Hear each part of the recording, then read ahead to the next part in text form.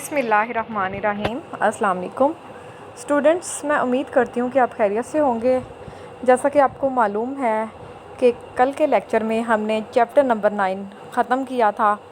आज हम chapter number 10 start करने लगे हैं, जिसका टाइटल है पाकिस्तान में निज़ाम बैंककारी। वैसे तो बैंक्स के इंट्रोडक्शन के बारे में हम चैप्टर नंबर 3 में काफ़ी डिटेल से पढ़ चुके हैं कि तजारती बैंक कौन से होते हैं या आपके जो मरकज़ी बैंक है वो कौन से होते हैं, यानी उनकी सारी डिटेल, उनके क्या फ़ंक्शन है। अब हमने पढ़ना है कि पाकिस्तान में जो बैंककारी का निज़ाम है वो किस तरह से फ़ंक्शन करता है। ठीक है, किसी भी मुल्क का जो निज़ाम बैंककारी है वो उसकी तरक्की में अहम किरदार अदा करता है। लेकिन जब 14 अगस्त 1947 को पाकिस्तान बना था तो इसे विरासत में एक कमज़ोर माली बदहाली का शिकार, तजुर्बा से आरी अमला और मरकज़ी बैंक के बगैर यतीम बैंककारी निज़ाम मिला। हमें पता है कि उस वक्त सिर्फ हमारे पास 2 तजारती बैंक थे, एक था हबीब बैंक लिमिटेड और दूसरा ऑस्ट्रेलिया बैंक लिमिटेड थे बस। जबकि जो रिज़र्व बैंक ऑफ इंडिया उस वक्त पाकिस्तान के मरकज़ी बैंक के फ़राइज़ सर अंजाम दे रहा था उसी वक्त। लिहाजा ये इतनी हालत ख़राब थी, फौरी तौर पे ज़रूरत इस बात की थी कि बैंककारी के निज़ाम को मुस्तहकम बनाया जाए। इस मकसद के लिए सबसे पहले जो बैंक का क़याम अमल में आया वो कब आया?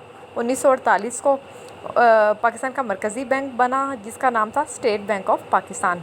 आपको मालूम होगा कि जो स्टेट बैंक ऑफ पाकिस्तान का इफ्तिताह था वो किसने किया? कायद-ए-आज़म मोहम्मद अली जिन्ना ने। फिर जैसे स्टेट बैंक कायम हुआ उसके बाद दीगर तिजारती बैंक भी कायम होना शुरू हो गए और 1 जनवरी 1974 में कौमियाने के वक्त मुल्क में 23 फहरिस्ती बैंक मौजूद थे। जब 1974 में, यानी उस हद तक तजारती बैंक थे। इनमें 15 पाकिस्तानी थे और 8 कौन से थे? गैर मुल्की बैंक। इन बैंक्स में भला कौन कौन से बैंक थे? नेशनल बैंक, हबीब बैंक, मुस्लिम कमर्शियल बैंक, सरहद bank, American express, national and grand labour bank, first city national bank, chartered bank, United bank वगैरह। कौमियाने के वक्त इन बैंकों की कुल अमानतों की मालियत कितनी थी? 15 अरब 80 करोड़ रुपए थी। हुकूमत पाकिस्तान ने इन बैंकों को कौमी मलकियत में लेने के बाद छोटे बैंकों को बड़े बैंकों में ज़म किया और मुल्क में कितने बैंक उस वक्त बनाए गए? सिर्फ 5 स्केज्यूल्ड बैंक बनाए गए। वो कौन कौन से थे? National bank of Pakistan, Habib bank limited, United bank limited, Muslim commercial bank और एलाइड बैंक।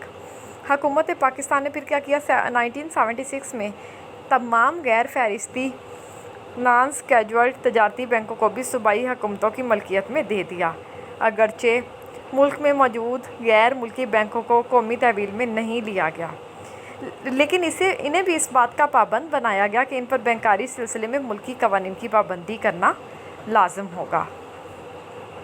ठीक है, फिर क्या किया हुकूमत पाकिस्तान ने? इसके बाद आने वाली जो भी हुकूमत थी उन्होंने तजारती बैंक की निजकारी का अमल स्टार्ट किया। अब तक हबीब बैंक लिमिटेड, यूनाइटेड बैंक, मुस्लिम कमर्शियल बैंक और एलाइड बैंक ये जो हैं ये निजी शोबे के हवाले किए जा चुके हैं। पाकिस्तान में इस वक्त जो बैंकारी निज़ाम का ढांचा है वो कौन सा है? सबसे पहले आता है तजारती बैंक। फहरिस्ती बैंकों में national bank of Pakistan, Habib bank limited, Muslim commercial bank, United bank limited और एलाइड बैंक के अलावा खालिस्तान निजी शोबे के बैंक, उनमें कौन कौन से थे? बैंक अल फलाह था, फैसल बैंक था, सऊदी बैंक, मीज़ान बैंक और प्रीमियर बैंक। गैर फहरिस्ती बैंकों में कोऑपरेटिव बैंकिंग, ज़िम्मेदाराना बैंक और दीगर छोटे बैंक शामिल हैं। American express, chartered bank, national and grand labour bank, bank Al Jazeera जैसे कई गैर मुल्की बैंक भी पाकिस्तान में काम कर रहे हैं। ठीक है, ज़ाहिर बात है जिस तरह दूसरे ममालिक के बैंक्स की पाकिस्तान के अंदर ब्रांचेज़ है, बिल्कुल इसी तरह से पाकिस्तानी बैंकों की ब्रांचेज़ भी दूसरे ममालिक में मौजूद हैं। कौमी मराकज़ जो बचत के मराकज़ हैं और डाकखाना जात भी बैंककारी करते हुए बचतों की क्या करते हैं? हौसला अफजाई। फिर दूसरे नंबर पर आ जाते हैं ख़ुसूसी मालियाती इदारे। इनमें कौन कौन से इदारे आएंगे? इनमें सबसे पहले आ जाएगा ज़राई तरक्याती bank of Pakistan, सनती तरक्याती bank of Pakistan, Pakistan सनती कर्ज़े और सरमायाकारी की कॉरपोरेशन, तमीर मकानात की मालियाती कॉरपोरेशन। ठीक है, सबसे पहले पाकिस्तान में मौजूद फहरिस्ती और गैर फहरिस्ती तिजारती बैंकों के फ़राइज़ का हम जायज़ा लेते हैं। कैसे लेंगे? तिजारती बैंकों के फ़राइज़। पाकिस्तान में भी तिजारती बैंक वही फ़राइज़ देते हैं जो दूसरे ममालिक के तिजारती बैंक अदा करते हैं। कौन कौन से? سب سے پہلا فرض، جیسا کہ یہ تقریباً باتیں اس میں کچھ بھی نیاد نہیں ہیں لیکن پھر بھی میں آپ کو پڑھا دیتی ہوں۔ بینکوں کے فرائض کون کون سے ہوتے ہیں یہ ہم چیپٹر نمبر 3 میں بھی کافی ڈیٹیل سے پڑھ چکے ہیں۔ اینی ویز آج دوبارہ رپیٹ کرائے دیتی ہوں۔ امانتیں جمع کرنا، ظاہری بات ہے لوگوں کے پاس جو ایکسیس اماؤنٹ ہوتا ہے، تجارتی بینک کا سب سے اہم کام ہوتا ہے کہ وہ لوگوں کی امانتوں کو جمع کرے۔ جو وہ امانتیں لے گا، اب ظاہری بات ہے ان کے مائنڈ میں یہ چیز بھی تو ہوتی ہے کہ ان امانتوں کو لوگ کسی بھی وقت ضرورت پڑنے پر واپس طلب کر سکتے ہیں۔ اب اس میں بھی ظاہری بات ہے امانتوں کی بھی اقسام ہوتی ہیں۔ سب سے پہلے کیا ہے؟ میعادی امانتیں۔ میعادی امانتیں ایسی امانتیں ہوتی ہیں جو کہ لوگ ایک مقرر عرصے تک، یعنی 1 سال سے 2 سال یا اس سے زیادہ عرصے تک بینک کے پاس کیا کراتے ہیں؟ جمع۔ ٹھیک ہے، پھر کیا ہے؟ اور اس عرصے سے پہلے وہ اس رقم کو بینک سے نکلوا بھی نہیں سکتے۔ ٹھیک ہے، اور اس قسم کی امانتوں پر کیا ہے؟ میعادی امانتوں پر بینک زیادہ شرح سود ادا کرتا ہے۔ ٹھیک ہے، پھر ہے طلبی امانتیں۔ اب یہ اس قسم کی امانتیں ہیں جب لوگوں نے جمع کرائیں، وہ چاہے تو اسی دن اس کو وڈرا کرا سکتے ہیں اور جتنی بار مرضی چاہیں اپنی رقم نکلوا سکتے ہیں۔ بینک ان کے لیے سروسز دے گا۔ ایسی امانتوں پہ بینک آپ کو کسی قسم کا سود ادا نہیں کرتا، لیکن اگر کسی وقت اس قسم کے کھاتوں سے کسی شخص کی 5 روپے سے کم اماؤنٹ رہ جائے تو بینک کیا کرتا ہے؟ ان لوگوں سے ہرجانہ وصول کرتا ہے، معمولی سی رقم ہے۔ پھر اب بچت امانتیں۔ اس قسم کی امانتیں عام طور پر بچت کرنے والے افراد کیا کرتے ہیں؟ بینک کے پاس جمع کراتے ہیں۔ بینک میں اس قسم کے جو اکاؤنٹ ہے وہ صرف 5 روپے سے بھی کھولے جا سکتے ہیں، اور قومی بچت کے مراکز میں اس قسم کے اکاؤنٹ 2 روپے سے بھی۔ یہ تو اگزامپل ہے پرانی 5 اور 2 کی، تو کہانی ویسے ہی ختم ہو گئی ہوئی ہے۔ اس قسم کے کھاتوں میں ہفتے میں 2 یا 3 بار آپ کیا کر سکتے ہو؟ رقم نکلوا سکتے ہیں۔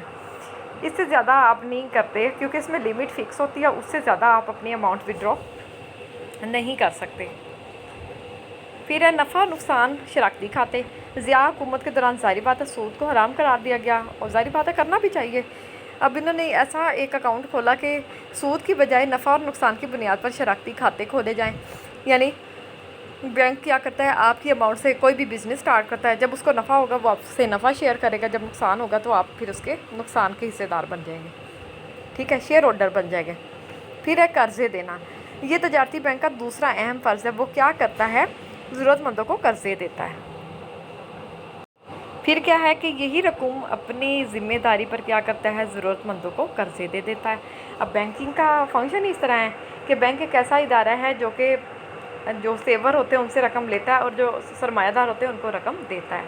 یعنی جو بینکس کا سسٹم ہے اس کی ایسا اپنی اماؤنٹ تو نہیں ہوتی، وہ لوگوں کے ہی پیسے پہ کاروبار کرتا ہے کہ ایک طرف سیور ہوتے ہیں تو دوسری طرف انویسٹرز ہوتے ہیں، ایک طرف رقم جمع کرانے والے اور دوسری طرف وڈرا کرانے والے۔ اور بینک کا یہ رول ہوتا ہے کہ اگر لیٹ سپوز آپ نے بینک کو 100 روپیہ ڈپازٹ کرایا تو اس 100 روپے کے وہ 3 حصوں میں ڈیوائڈ کرے گا۔ ایک مرکزی بینک کے پاس رکھائے گا بطور امانت، ایک حصہ وہ اپنے پاس رکھے گا کیونکہ جن کی طلبی امانتیں ہیں وہ تو اپنا پیسہ کسی بھی وقت ڈیمانڈ کر سکتے ہیں، اور تیسرا حصہ قرضے میں ڈالے گا، کیونکہ بینک کو بھی فنکشن کرنے کے لیے کچھ رولز اینڈ ریگولیشن فالو کرنا پڑتے ہیں۔ ٹھیک ہو گیا۔ اب ظاہری بات ہے کہ بینک نے اپنی ساکھ قائم کرنی ہے، ضرورت مندوں کو وہ کیا دیتا ہے؟ سود پہ قرضہ دے کے نفع حاصل کرتا ہے۔ اس قسم کے قرضے جاری وقت کیا ہوتے ہیں؟ بینک لوگوں کی جائیداد، زمین اور زیورات کو بھی امانت کے طور پر اپنے پاس رکھتا ہے۔ قلیل عرصے میں بھی ہوتے ہیں یہ، اور طویل عرصے میں بھی یہ قرضے دیے جاتے ہیں۔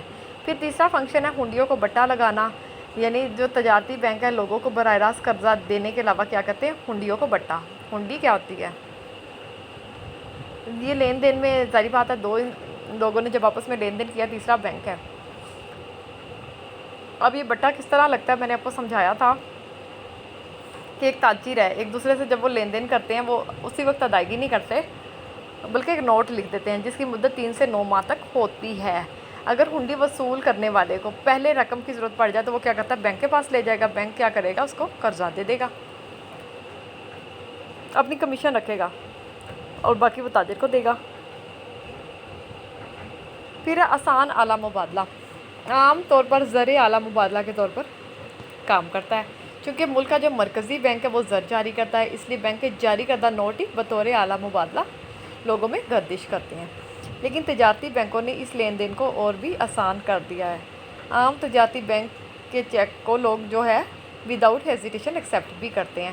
اس طرح جو بینکوں نے لین دین کے معاملے میں ادائیگیوں کو کیا کیا، بہت آسان بنا دیا، اور بھاری رقم کی ادائیگیوں پر رقم کو گننے میں وقت ضائع نہیں ہوتا، کیونکہ بینکوں کے چیک جو ہیں وہ یہ کام کیا کرتے تھے، آسان کرتے تھے۔ اب تو بہت سارے وے ہیں، جیسے لوگ کاروباری ادارے بینکوں کے cheque draft, traveller cheque, credit card لین دین، ٹھیک ہے، یہ سب کچھ کرتے ہیں۔ زر کی بحفاظت سہل منتقلی، بینک کی مدد سے آپ اپنا پیسہ ایک جگہ سے دوسری جگہ بہت آسانی سے ٹرانسفر کر سکتے ہو۔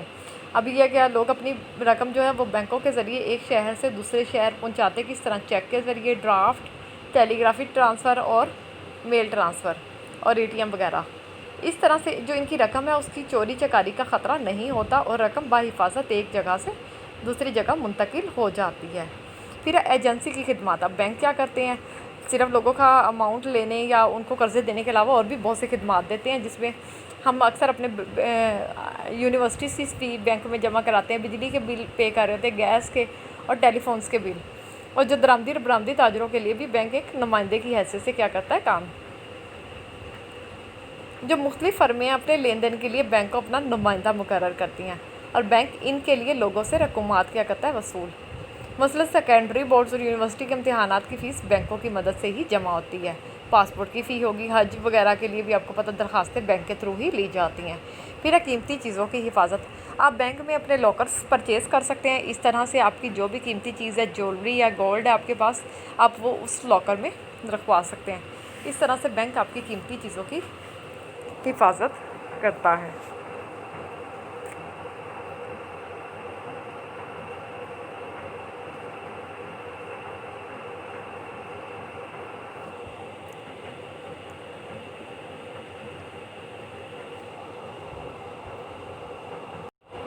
ٹھیک ہے، پھر کیا کہتا ہے، بینک آپ کو لاکرز کی سہولت دیتا ہے۔ بہت سارے لوگوں نے بینک میں اپنے لاکر لیے ہوتے ہیں، کیونکہ آپ کی جو نقدی ہے، اگر آپ کے پاس یا زیورات یا کوئی بھی اور قیمتی چیز ہے، وہ آپ کے گھروں سے بھی زیادہ سیکیور آپ کے بینک لاکر کے اندر ہے، تو بینک لاکرز آپ کو دے دیتا تاکہ آپ اپنی چیز کو حفاظت سے بینک کے اندر رکھ سکیں۔ پھر ہے سرمایہ کاری، تجارتی بینک کیا کرتے ہیں، اپنے طور پہ بھی سرمایہ کاری کرتے ہیں تاکہ وہ کاروبار سے منافع کما سکیں۔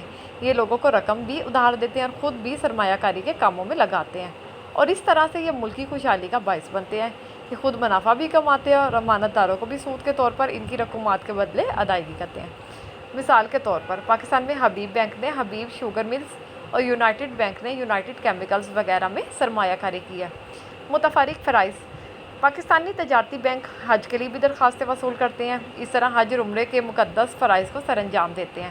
مائکرو کریڈٹ اور خوشحالی کے بینک کی صورت میں نچلے اور درمیانے درجے کے کاروبار کے لیے مالیات فراہم کرتے ہیں، اور پھر کیا کہتے ہیں، سیلف فائنانس اسکیم کے تحت مالیات کی فراہمی سے روزگار فراہم کرنے کا سبب بنتے ہیں، زر اعتبار کی تخلیق کرتے ہیں، اس طرح زر کی گردش میں اضافہ ہوتا ہے۔ تو بچوں، یہ تھا ہمارا آج کا ٹاپک، انشاءاللہ اگلے ٹاپک کے ساتھ پھر ملاقات ہوگی، تب تک کے لیے اجازت دیں۔